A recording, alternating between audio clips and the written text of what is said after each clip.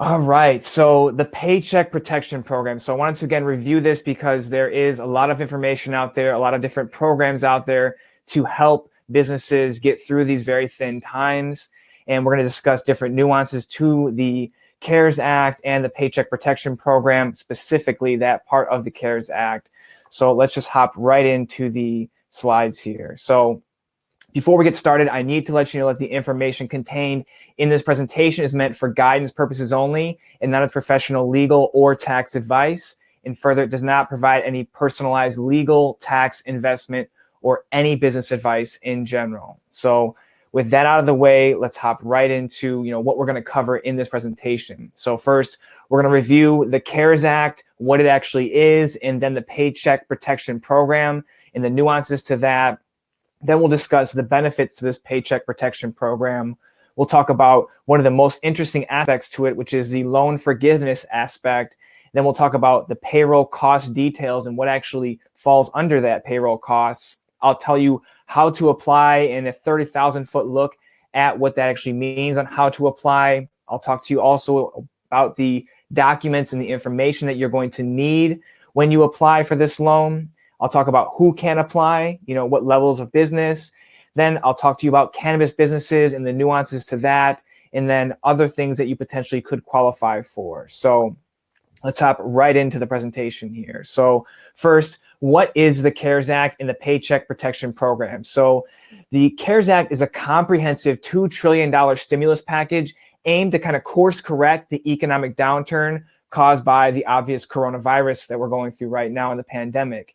And it include a $350 billion support for small businesses. Now, the Paycheck Protection Program is part of that CARES Act, and CARES Act stands for the Coronavirus Aid, Relief, and Economic Securities Act. Now, again, this is a nearly $350 billion, it's total $2 trillion, but the $350 billion program intended to provide American small businesses with 8 weeks of cash flow assistance through 100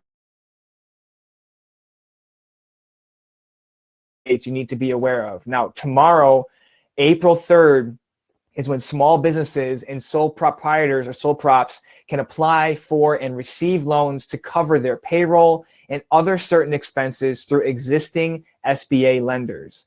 Now, on April 10th, you have independent contractors or ICs and self-employed individuals can apply for and receive loans to cover their payroll and other certain expenses through the SBA lenders that are already existing. Now, there are lists of who are these existing lenders on the SBA site. I think they will start to actually open this up to all FDIC insured banks, probably make this a little bit more easier to access, but on the SBA government website, you'll be able to find who a list of those actual lenders are. Now, let's go into the benefits of the Paycheck Protection Program. Now, most small businesses are eligible if they have 500 or less than 500 employees. Now, there are going to be restrictions for direct and indirect cannabis businesses, and I'll get to that again later in this presentation. Now, the loan term or the maturity date is 2 years, and the interest rate is 0.5%. Now, you can pay this off early. There's no prepayment penalties or fees assessed on that. And the max loan amount is going to be 2.5 times your monthly payroll costs, but no more than $10 million.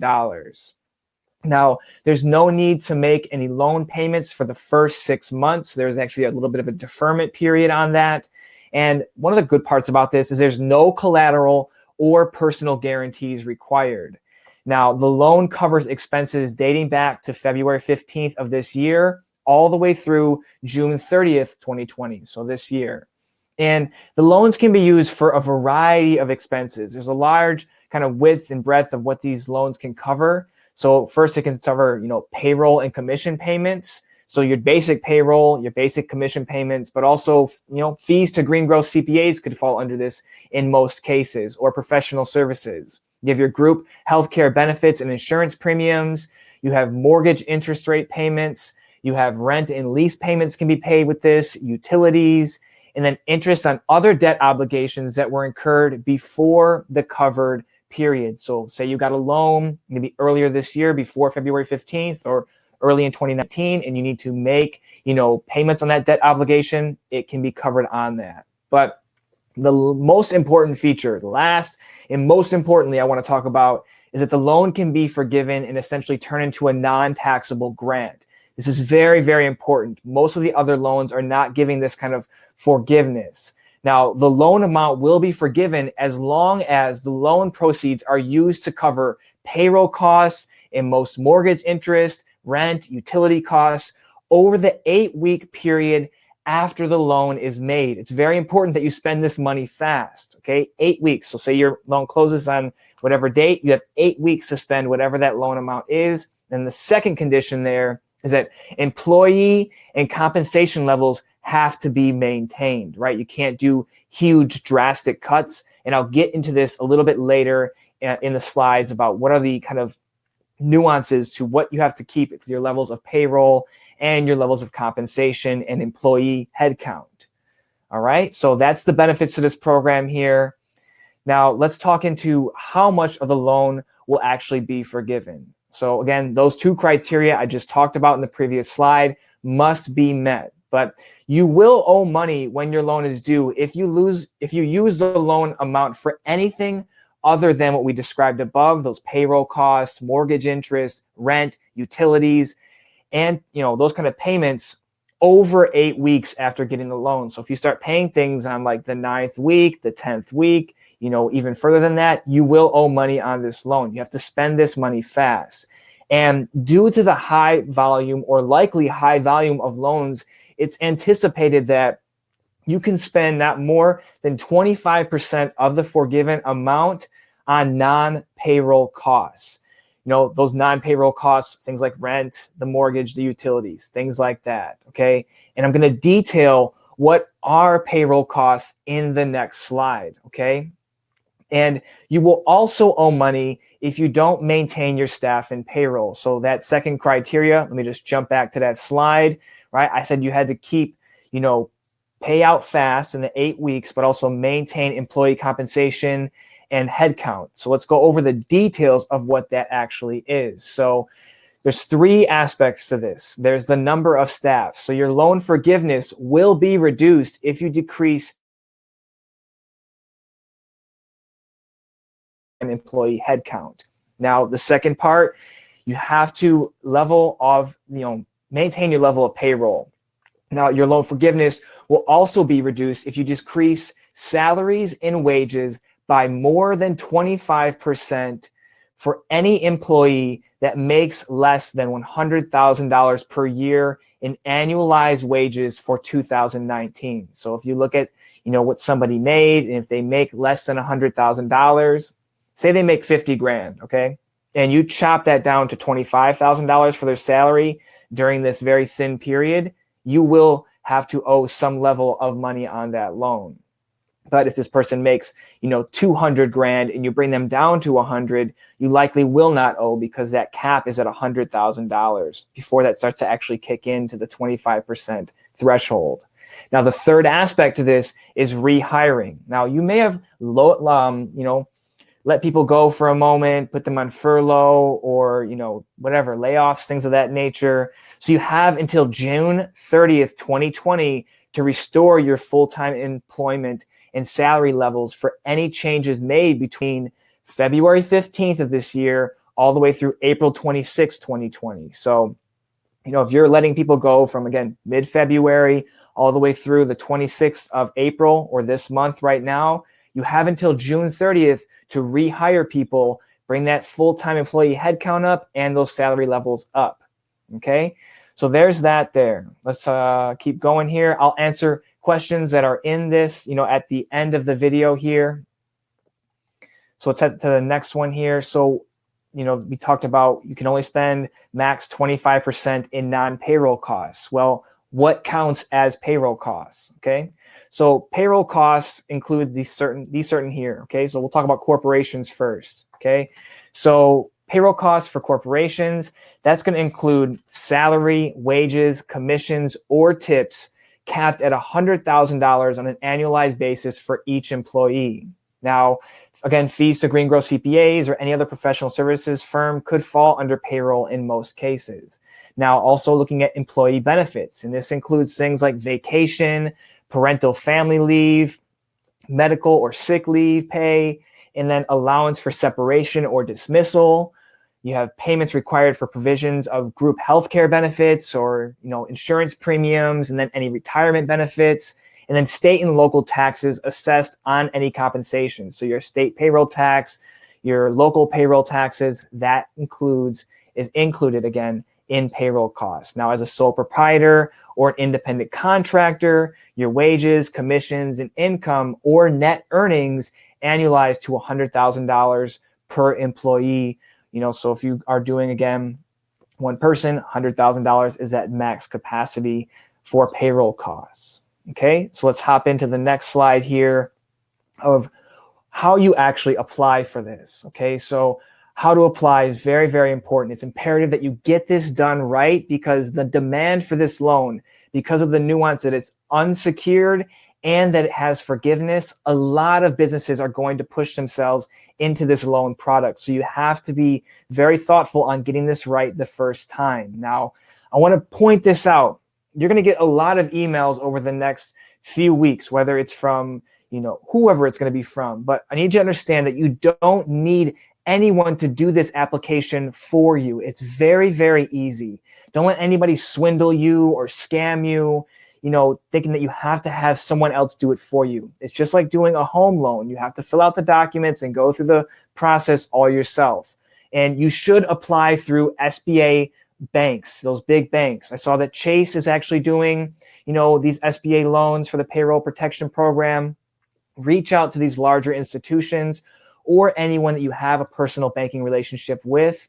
Again, don't let anyone tell you that you need to pay them a percentage of the loan amount to actually, fill out that application for you. The bank is there. They're willing to help you out. There's absolutely no need for a consultant or any kind of firm, whether it's a law firm or a CPA firm, to help you fill out this loan application. Now, there are firms out there that will potentially help you get all the documentation ready, right? You're going to need a CPA to prepare your taxes, because tax filings are needed for this, or maybe for your law firm to help you gather particular documents, or your payroll group, if you work with a potential payroll group that does all that for you, may have to pay to get certain documentation. But there's no need to pay someone to help you walk through this process. It's very, very easy. Okay, now let's jump into the slide here. Does not actually lend you the money. They are lending it to the bank. The SBA is just backing the loan, and then the lender provides that money to you. Now, you can apply for the Paycheck Protection Program through any SBA approved lender. Those are big banks or any other smaller institutions that are backed by the SBA or approved by the SBA. Now, as part of your application, they're going to ask you to verify 4 different statements based on necessity, how the funds are used, and that you have no pending applications, and that you're not reapplying for a Paycheck Protection Program loan. And I could read through the statements here. I don't want to go too deep into them. You can read them, but that is exactly what you're going to have to do with that. Verify that you are, not doing any kind of fraud. Okay, essentially that's what it comes down to. Now, once you've agreed to those 4 statements, you'll need to complete the Paycheck Protection loan application and then submit that application with the required documentation to an approved lender that is then available to process that application by June 30th, 2020, right? June 30th, 2020, that's many months out. Do this application as soon as possible. The date, it opens up tomorrow for corporations, and then next Friday for sole props and independent contractors. Do this right away. There's going to be a huge demand for these loan funds.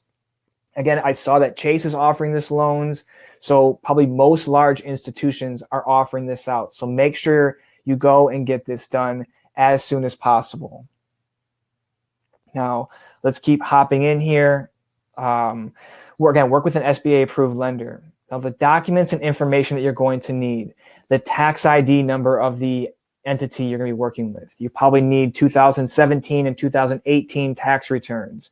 You're going to need 2019 tax return or the end of year financials. And if you need help with your tax preparation, then please reach out to Green Growth CPAs immediately. Visit our website at greengrowthcpas.com. Click that Get Started button. We'll reach out to you. Then you're going to need a few different numbers and then documents to back these numbers up.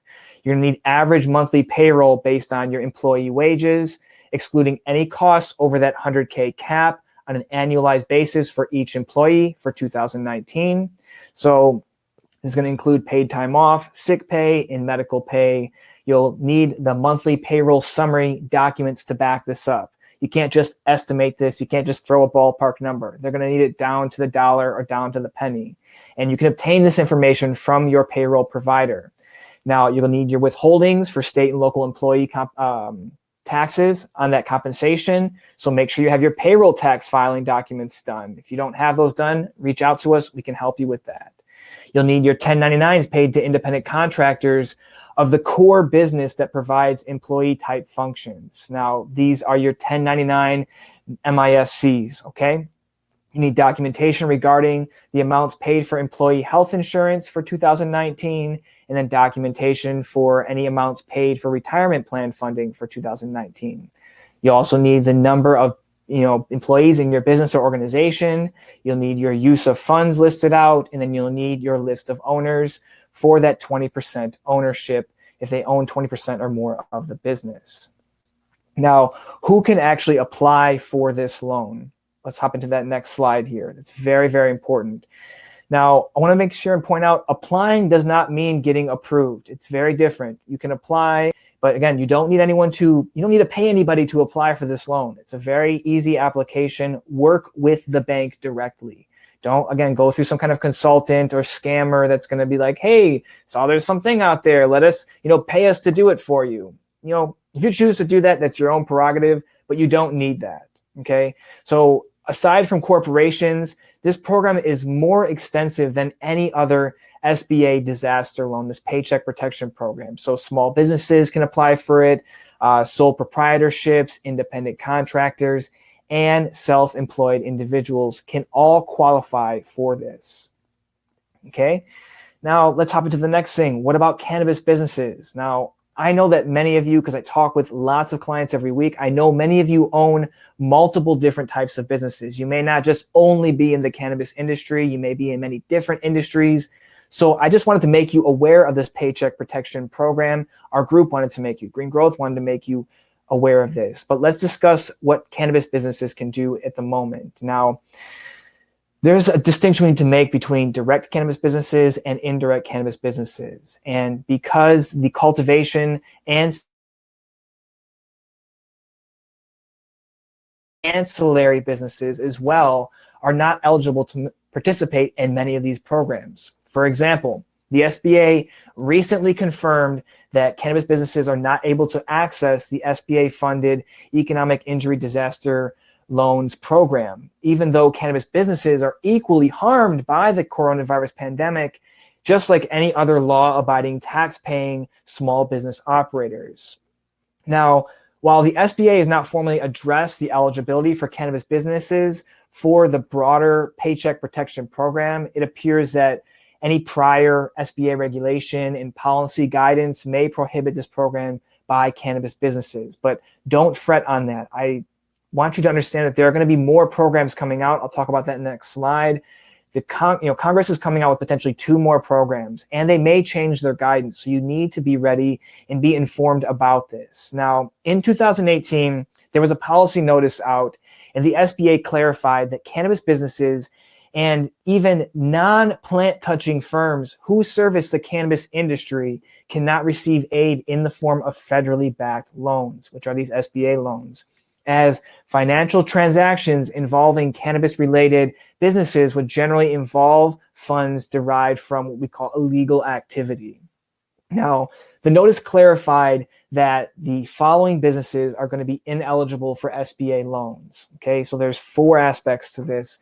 A few of them can actually get it. So again, the distinction between direct cannabis businesses and indirect. So a direct cannabis business is a business that grows, produces, processes, distributes, or sells cannabis or cannabis products, edibles, or derivatives, regardless of the amount of such activity. Whether you sell $1 or $1 million, you're considered a direct cannabis business. Now, this applies to personal use and medical use, even if the business is legal under local or state laws where the applicant is or will be located, right? So this is for active businesses and for startups. Now, the kind of, would you say, this, more, I guess, interesting nuance to this is the indirect cannabis businesses. So an indirect cannabis business is a business that derived any of its gross revenue for the previous year, or startups that project to derive any of their gross revenue for the next year from sales to direct cannabis businesses of products or services that could reasonably be determined to support the use, the growth, the enhancement, or other development of cannabis. Now, examples of this include very, very broad things. It includes testing services, people that sell grow lights or hydroponic equipment. If you sell those things, those services directly to cannabis businesses, people that sell, smoking devices, if you sell vaporizers or bongs or pipes or any other things of that, nature, you're going to be ineligible for these SBA loans. Now you have ancillary services. This is going to be assessed on a case-by-case basis. Then hemp businesses, yes, the SBA clarified that you should be eligible for this because of the Farm Bill, 2018 Farm Bill. And this is important for CBD companies.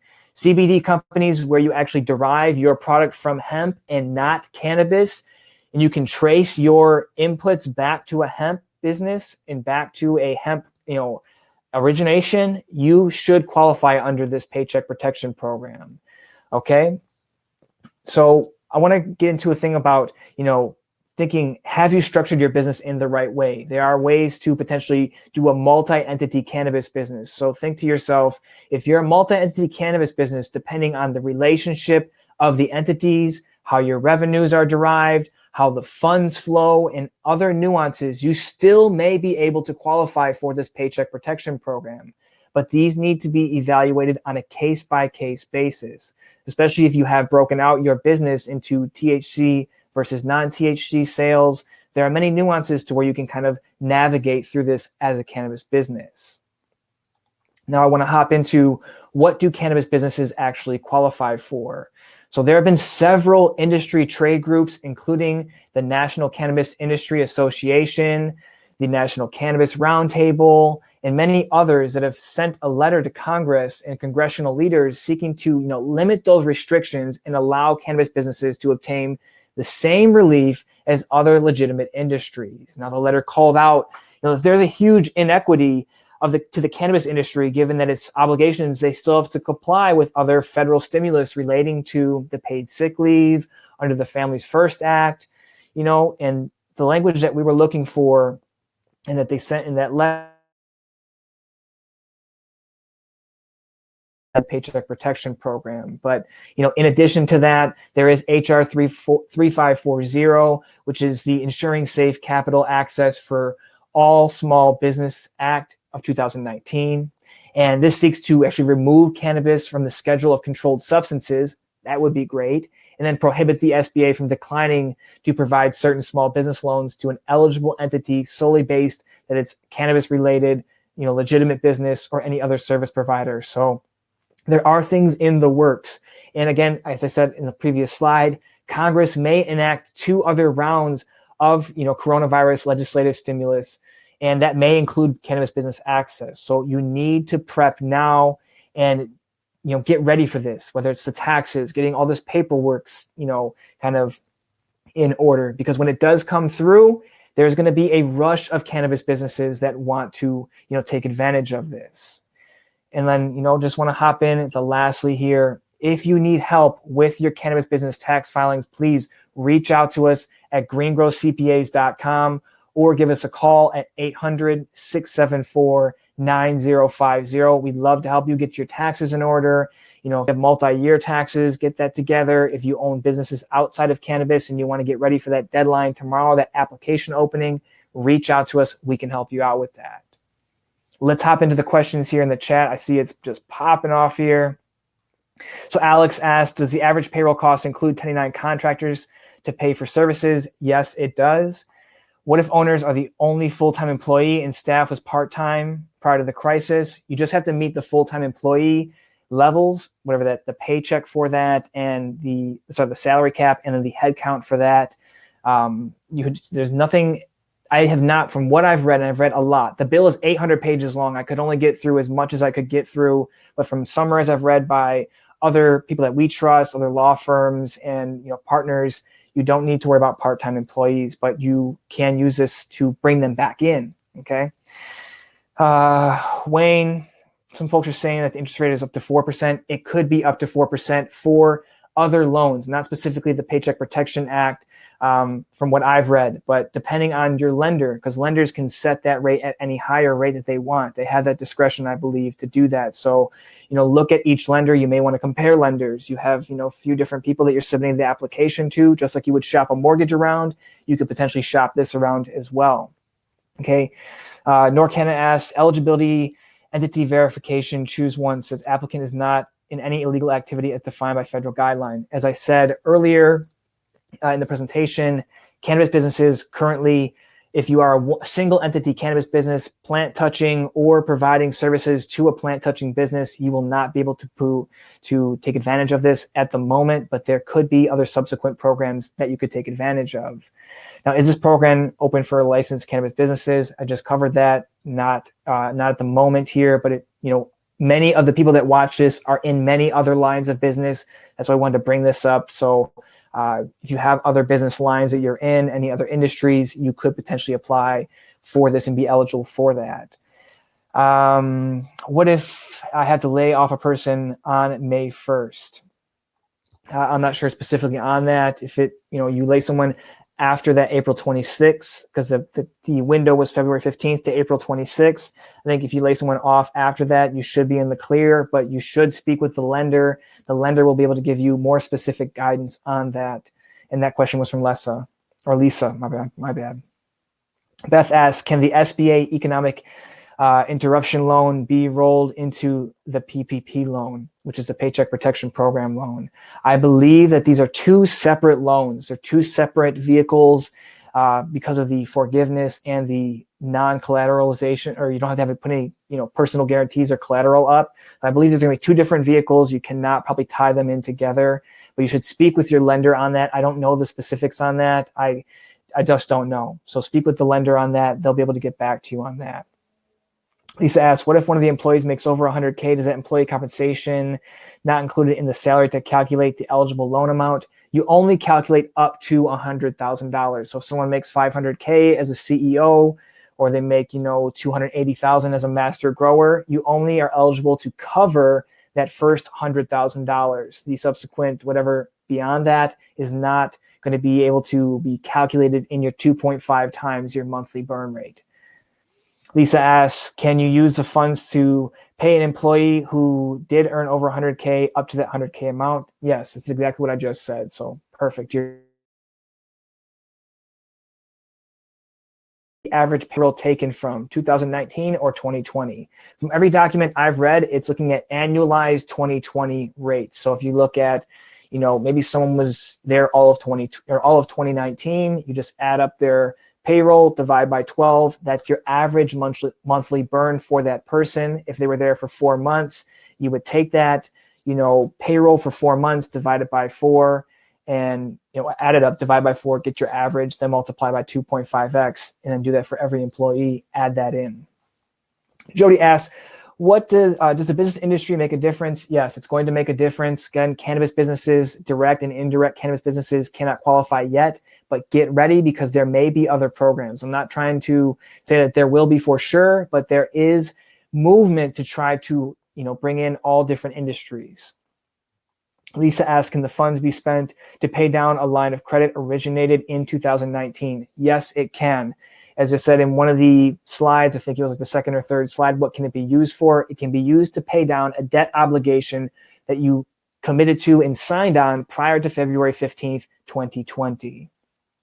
Stephen asks, my bank says just because I own an MRB, which is a marijuana-related business, that my non-cannabis business license is also not eligible for relief. Is that correct? It depends on the relationship between the two businesses. If you're an indirect cannabis business that has provided any type of service, whether you've made 1 penny or $1 million providing service to a direct cannabis business, you would then likely be ineligible.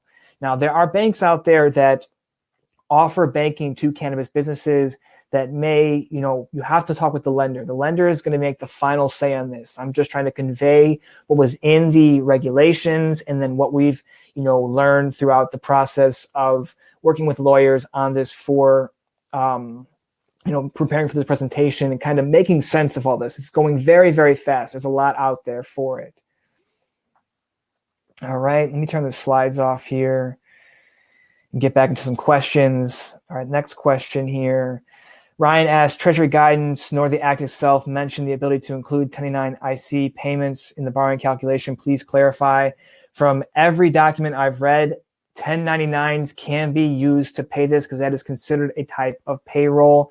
They're not considered an employee, right? You're talking about the difference between the classification. Are they employee or 1099? From everything we've read, you can still include 1099 contractors in the payment and use of funds for the loan. So if you do get the loan, you can still pay out 1099 contractors with this, and you can include that in your burn rate to apply for the loan as well. But again, speak with the lender. The lender will give you more nuanced details on who to include for that and who not to include for that. I'm sure there are, again, particular nuances. You get an umbrella, but it breaks down into 2 or 3 or 4 different angles, and that's what we're going to, be talking to the lenders about specifically. Is it still worth applying if ancillary? Dave asked. Yes, it's got to be a case-by-case basis. Let the lender tell you, no, don't bid against yourself. Don't negotiate against yourself. The application, it's in the slide deck. If you watch the video over again, I'm going to email this out either today or early tomorrow morning. If you are on our email list, you will get a link to the application. You can even just Google it quickly. Let me just pull it up here. Just get the link here. I'll bring it up for you guys, and you can look at the application. Where did I put that at? How to apply. Here you go. Copy. And I'm going to put it in the chat here. That's the link. It's a PDF. It's very, very short. Again, work with the lender. You have to take this to a bank. You don't just submit it to some email address at the SBA. You have to work with a lender to work that through with you. Jessica asks, what about the application writing company that services the cannabis industry? Do they qualify? That is, I can't make that discretion or that, that judgment call, right? If you write pitch decks or business plans or provide any services to the cannabis industry, again, case-by-case basis, let the lender tell you yes or no. Don't just not do it. At least take the time tomorrow. We're all sitting at home. I'm sure not everybody's working their 80-hour work weeks anymore. You're probably working your 40 or 50, or maybe you're not working at all. Apply and let the lender tell you no. Okay. Lisa asked to clarify, when determining the payroll average, do I use 2019 or 2020? I covered this. It's going to be the 2019 annualized payroll.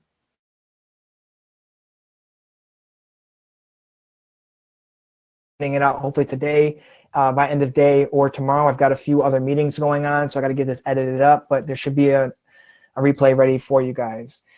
Margie asked, would a staffing company that provides employees to an MRB be eligible? Potentially. You may be providing a service because you may be considered an indirect marijuana related business. At that point, you would probably not qualify. But again, ask the lender, let the lender make that determination. Don't negotiate against yourself. Stephen, let me clarify. He's saying, let me clarify. My non-marijuana related business is the Federal Lifeline Phone Program, which is the FCC has asked me to keep open and keep agents working. But the bank is saying that since I have a K-1 from an MRB, which is a marijuana related business, on my tax returns, that makes my Lifeline Phone company ineligible for relief. It's the lender's discretion to make that judgment call, Stephen. I can't tell you that yes or no. Again, this is case-by-case basis. You should be able to apply for it, but maybe they say, all right, well, since you're getting income from a marijuana-related business, we don't want to service your loan. There are cannabis-friendly banks that may actually service this loan for you. So shop around to other lenders. You may not have to go to a bank that you already have an account at. I saw that, Chase is actually requiring that you had an account before February 15th with them. So, you may be able to try through that bank. If you have an account with Chase, shop through the lenders. Again, try to get the deal through smaller institutions, local federal credit unions, state credit unions may be more open to helping you out, Stephen. So talk with them and try to see if other institutions will help you out. Lisa, so you said clarify, what period is the average payroll calculated? It's just looking at like, okay, so if they were there for 12 months, add up all their salary, divide by 12. If they were there for 4 months, add up the 4 months, divide by 4. That will give you your average monthly burn rate for that person, and then add that back in. I believe that's the calculation. And the lender will walk you through everything. The lender wants to lend out as much money as possible. They're making a percentage on this, that interest rate is not just going to the SBA. If it even does, I believe it's going to go to the lender. So they want to get as much money as possible. So they'll give you the right calculation. They'll probably give you a spreadsheet, or they'll ask you for all of your documentation and do it all for you. But just reach out to the lender. They'll give you that. Wayne, saying thank you. I appreciate it. Thank you very, very much for joining today. If you have more questions, drop them into the chat here. I'll make sure that we get those answered. I'm going to open up I think that we have this going on YouTube as well. If you have any more questions, everybody safe. I appreciate you joining in today on such short notice. Thank you for just, being supportive of the community, of all the stuff going on, of your local community. Stay healthy. We're going to be in this for quite some time here, y'all. This is not going away anytime soon. I know we've got lockdown orders through the 30th of April nationally, but it could go on for, a significant amount of time. Let's open up here, get a shareable link. I'll drop this in, see if we've got any questions on YouTube here. All right, no questions on YouTube. If you have more questions, please drop them in. Tom, thank you very much. Appreciate it. Thank you. I appreciate everyone here. Thank you very much for joining. It's always our pleasure to serve the community and get this information out. Make sure you have what you need to make the right choices for yourself. Yep, the West Coast tour time is going to have to be on hold for some time, but we look forward to getting you out here. Dave, yes, I will circulate the deck. I'll make sure to get that out. So video deck, I will hopefully include a blog post. The link to the application is in the chat here. Sharon, thank you very much. Sarah, thank you. Ryan, thank you very much. Bernie, thank you. I appreciate everyone here. Look out for your local community. We're in this together as, a large industry, There's not just the misunderstandings of all the basics of being in cannabis, but now we're going through a worldwide pandemic. You have to reach your hand out, do as much as you can to help other people, right? What you give out and what you invest in yourself and other people will come back 7 times to you. So be good, be happy, be thoughtful, be generous, have sympathy and do all the right things. So I'm going to cut it off here. If you have any more questions, reach out to us, greengrowcpas.com. Click the Get Started button and fill out the form. We'll get back to you as soon as possible. Have a fantastic rest of your Thursday. Have a fantastic rest of your week. And I really appreciate y'all. Have a good one.